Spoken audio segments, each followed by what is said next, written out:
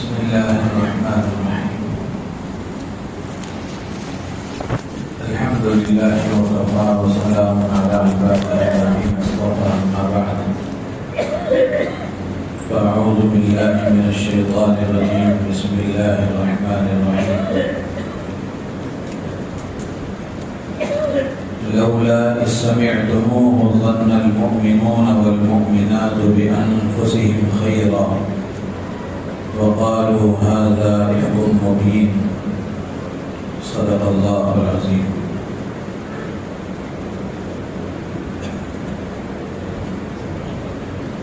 محترم بزرگ و عزیز دوستو، سورہ نور کی ایک آیت آپ حضرات کے سامنے پڑھی گئی، آیت نمبر 12 ہے۔ سورہ نور یہ بھی قرآن پاک کی ایک بڑی عظیم الشان سورت ہے۔ اس میں اللہ تعالیٰ نے عفت و پاک دامنی سے متعلق اور حجاب اور پردے سے متعلق احکامات نازل فرمائے ہیں۔ حضرت فاروق اعظم رضی اللہ تعالیٰ عنہ نے کوفے والوں کے نام جو ایک فرمان جاری کیا تھا، اس میں یہ پیغام بھی حضرت عمر فاروق رضی اللہ تعالیٰ عنہ نے لکھا تھا کہ علموا نساءکم سورۃ النور، کہ اپنی عورتوں کو سورہ نور کی تعلیم دو، اپنی عورتوں کو سورہ نور سکھاؤ، اس لیے کہ اس میں عفت و پاک دامنی اور حجاب اور پردے سے متعلق احکامات ہیں۔ بالخصوص عورتوں سے متعلق احکامات اللہ نے اس میں بیان فرمائے ہیں۔ تو قرآن پاک کی سورت کا عورتوں کو مطالعہ کرنا چاہیے کسی تفسیر سے، تاکہ پتہ چلے کہ اللہ تعالیٰ نے پاک دامنی اور عفت اور حجاب اور پردے سے متعلق کیا کیا احکامات نازل فرمائے ہیں، اور عورت کی عفت اور پاک دامنی، عورت کی حیا اور شرم ہی خاندان کی بنیاد ہوتی ہے۔ خاندان، گھریلو خاندان کی جو جان ہے وہ عورت کی عفت اور پاک دامنی ہے۔ اگر عورت پاک دامن نہ ہو، عورت میں حیا نہ ہو، اور عورت پاک دامنی کے تقاضوں کو پورا نہ کرے، تو پھر جو گھریلو سسٹم ہے وہ نہیں چل سکتا، خاندان نہیں بن سکتا، اور معاشرہ سدھر نہیں سکتا۔ تو اس لیے یہ بنیادی نقطہ ہے کہ اسلام نے معاشرے کی بنیاد خاندان ہی کو بنایا ہے۔ اسلام نے معاشرے کی بنیاد خاندان ہی کو بنایا ہے۔ اگر خاندان کا نظام صحیح اصول پر رہے گا تو سارے معاشرے کی اصلاح ہو جائے گی۔ تو خلاصہ یہ ہے کہ عورت اگر سدھر جائے، عورتوں میں اگر سدھار آ جائے، عورتوں کے مزاج میں اگر دین آ جائے، عورتوں کے جذبات اگر اسلامی اور دینی ہو جائیں، تو پھر خاندان صحیح ہو جائے گا، گھر صحیح ہو جائے گا، معاشرہ صحیح ہو جائے گا۔ آج جو بگاڑ ہے، باہر جتنی بے حیائی اور ننگا پن، فحاشی، جو کچھ بھی ہم دیکھ رہے ہیں، اس کی بنیادی اور ایک بڑی وجہ یہ ہے کہ عورتوں میں سے پاک دامنی نکل گئی، عورتوں کے اندر سے حیا کا جذبہ کمزور پڑ گیا یا ختم ہو گیا، جس کے نتیجے میں یہ بے حیائی روز بروز عروج پر جا رہی ہے اور ترقی کر رہی ہے۔ تو اس لیے سورہ نور میں اللہ تعالیٰ نے یہ احکامات پاک دامنی سے متعلق بہت ہی تفصیل کے ساتھ بیان فرمائے۔ تو جتنی عورتیں سن رہی ہیں ان سے ہم بطور خاص کہیں گے، اور مردوں کو بھی چاہیے کہ وہ خود بھی پڑھیں تاکہ معلوم ہو کہ اللہ تعالیٰ نے پاک دامنی سے متعلق کیا کیا احکامات نازل فرمائے ہیں۔ سورہ نور کو سورہ نور کیوں کہا جاتا ہے؟ علماء نے لکھا ہے کہ اس سورت کا نام سورۃ النور رکھا گیا، وہ اس لیے کہ اس میں ایک آیت ہے جس میں اللہ تعالیٰ نے یہ فرمایا کہ اللہ نور السماوات والارض، کہ اللہ آسمان و زمین کا نور ہے۔ تو اس آیت کی بنیاد پر اس سورت کا نام بھی سورۃ النور رکھا گیا۔ اور دوسری وجہ یہ ہے جو علماء نے لکھی ہے کہ اس سورت کا نام سورۃ النور اس لیے رکھا گیا کہ اس میں جو قوانین احکامات اللہ تعالیٰ نے بیان فرمائے ہیں کہ وہ احکامات اگر ایمان والوں کے اندر آ جائیں، ان احکامات پر اگر ایمان والے عمل کریں تو ایمان والوں کے دل میں نور ہی نور پیدا ہو جائے۔ تو اس لیے اللہ تعالیٰ نے اس سورت کا نام سورۃ النور رکھا ہے۔ تو اس میں سے ایک آیت میں نے آپ کے سامنے پڑھی ہے، لولا اذ سمعتموه ظن المؤمنون والمؤمنات بانفسهم خیرا وقالوا هذا افک مبین۔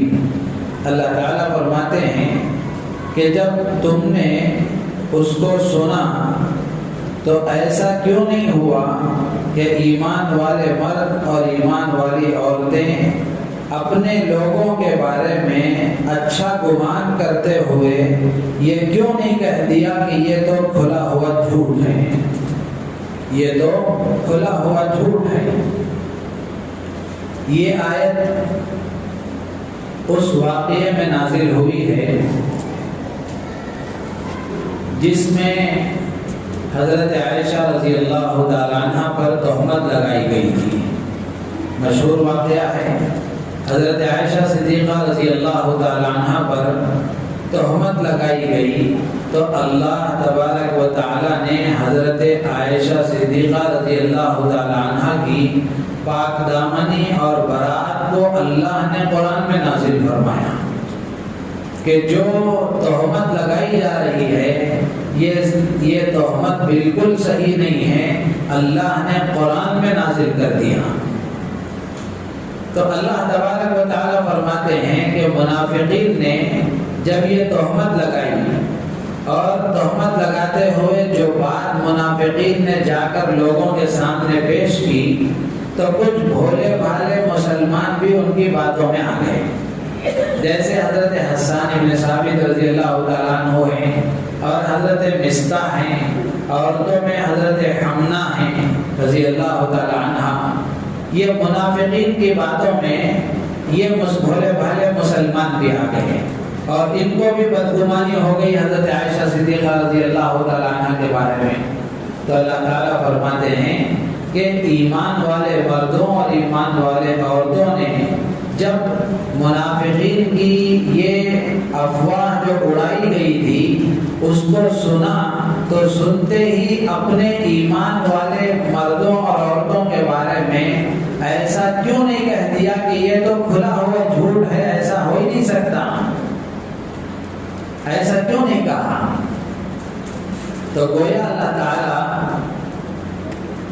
جو بھولے بھالے مسلمان حضرت عائشہ صدیقہ رضی اللہ تعالیٰ عنہ پر منافقین نے جو تہمت لگائی تھی اس تہمت کو صحیح سمجھ لیا اور ان کی باتوں میں آ گئے تو اللہ تعالیٰ نے ہلکا اشارہ دیتے ہوئے یہ فرمایا کہ یہ ایک ایمان والے کی شان نہیں ہے، یہ ایمان کا تقاضا نہیں ہے، مومنانہ شان نہیں ہے کہ ایمان والا اپنے کسی دوسرے ایمان والے مرد یا ایک ایمان والی عورت اپنے کسی ایمان والی عورت کے بارے میں بغیر کسی مضبوط دلیل شرعی کے بدگمانی میں مبتلا ہو جائے۔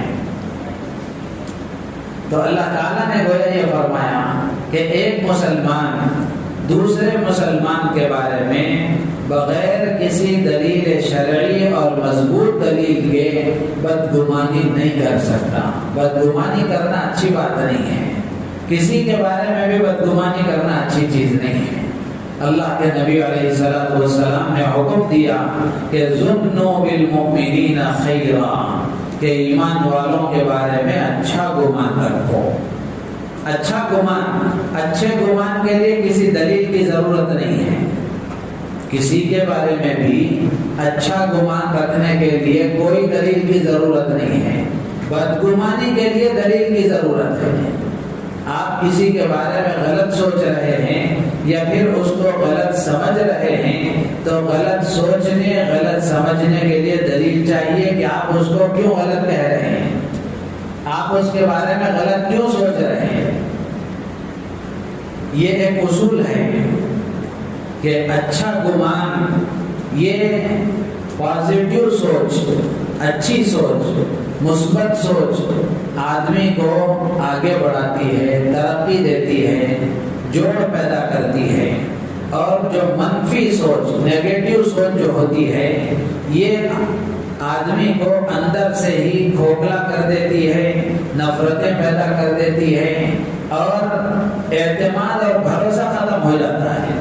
جیسے مثال کے طور پر اگر شوہر بیوی پر بھروسہ نہ کرے، بیوی سے بدگمانی کرے یا بیوی شوہر سے بدگمان ہو جائے تو آپ بتائیں زندگی چل سکتی ہے؟ نہیں چل سکتی۔ اسی طرح ایک مالک اپنے ملازم سے بدگمان ہو جائے یا ملازم اپنے مالک سے بدگمان ہو جائے تو پھر وہ کاروبار، وہ کارخانہ چل سکتا ہے؟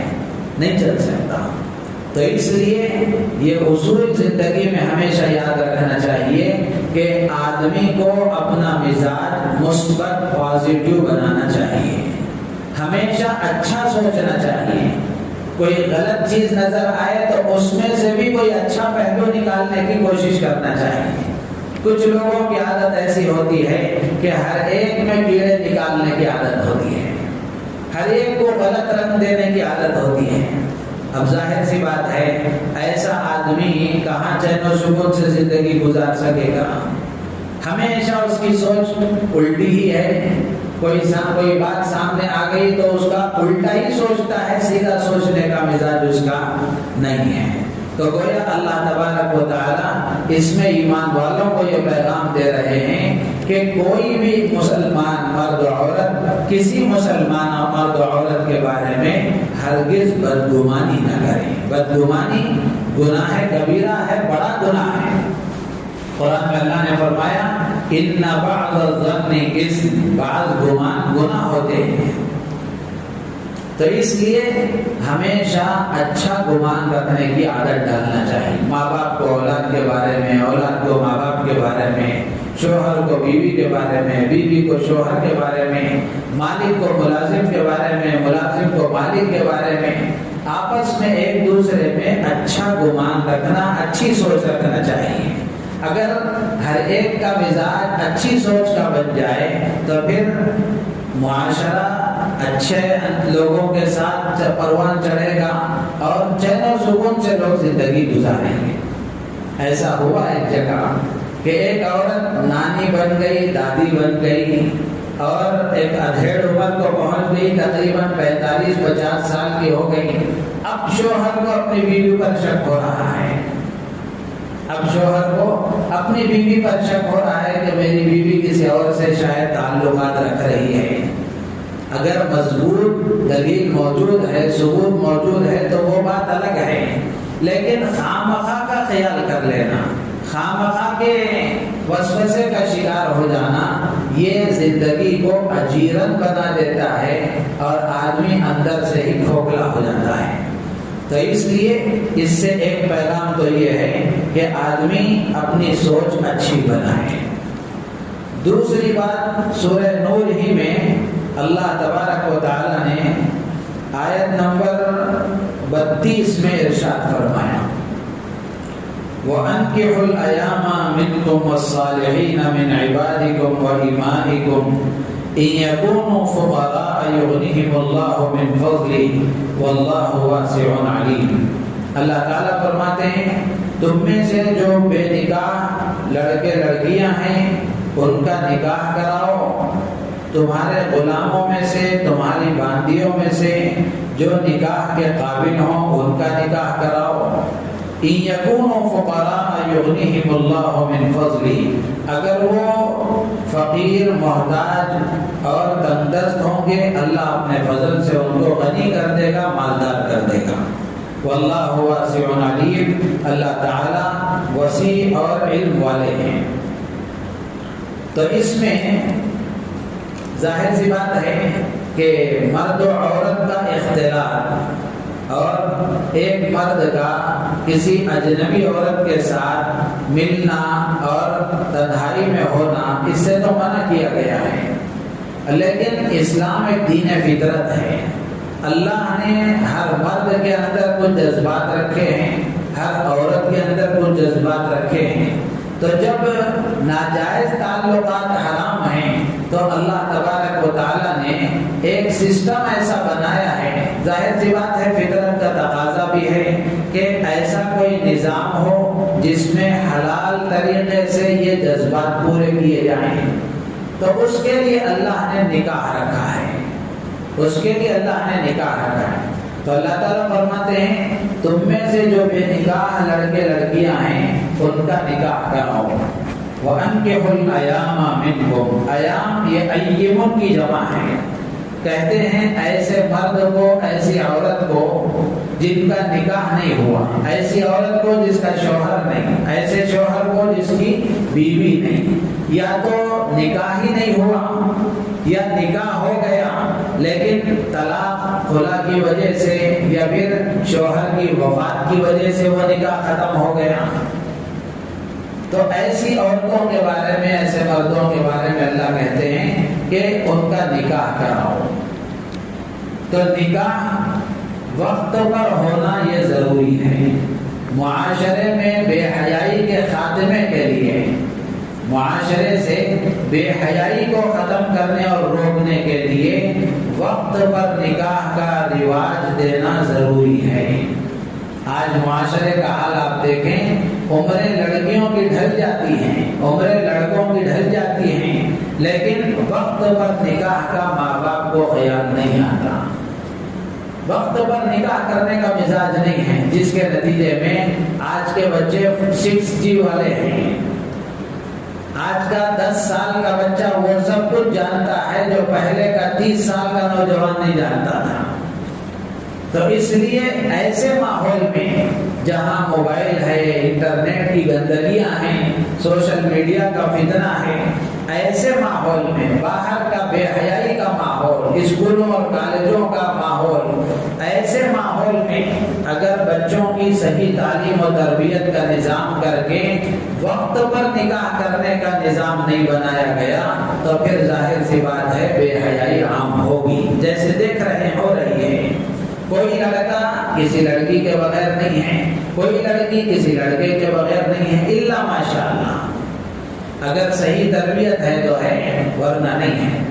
آپ کو اندازہ نہیں ہوگا، دیندار گھرانے بھی اس سے خالی نہیں ہیں، دیندار گھرانے بھی اس سے خالی نہیں ہیں۔ بہت تجربے کے ساتھ آپ کے سامنے یہ بات عرض کر رہا ہوں کہ فطرت کا جو تقاضا ہے وہ ہر حال میں پورا کرنا ضروری ہے۔ تو اس لیے اس آیت کے ذریعے سے یہ پیغام دینا مقصود ہے کہ وقت پر نکاح کرنا یہ ماں باپ کا فرض ہے اولاد کے حق میں، اور بغیر کسی عذر کے نکاح میں ٹال مٹول کرنا، تاخیر کرنا یہ اولاد پر ظلم ہے، یہ اولاد پر ظلم ہے۔ اور حدیث میں اللہ کے نبی علیہ السلام نے فرمایا کہ اگر وقت پر نکاح نہیں کیا گیا اور وہ لڑکا یا لڑکی کسی غلط کام کا شکار ہو گئی، کسی گناہ کا ارتکاب کرنے لگی، تو جہاں گنہگار وہ لڑکا یا لڑکی ہوں گے وہیں ان کے ماں باپ بھی ہوں گے، ان کے ماں باپ بھی ہوں گے۔ تو اس لیے وقت پر نکاح کرنے کا مزاج بنانا چاہیے، اور نکاح وقت پر اس لیے نہیں ہوتا کہ نکاح کو ہم نے بہت مہنگا بنا لیا ہے، نکاح کو بہت مہنگا بنا لیا ہے، جس کی وجہ سے اب وہ سارا سب کچھ جمع کرنے تک اب اس کی عمر آدھی جوانی ویسے ہی ختم ہو جاتی ہے۔ تو اس لیے نکاح کو سادہ بنانا، آسان بنانا اور نکاح وقت پر کرنا یہ انتہائی ضروری ہے۔ نکاح کرنا فرض بھی ہے، واجب بھی ہے، سنت بھی ہے، مباح بھی ہے۔ نکاح کرنا کب فرض ہے؟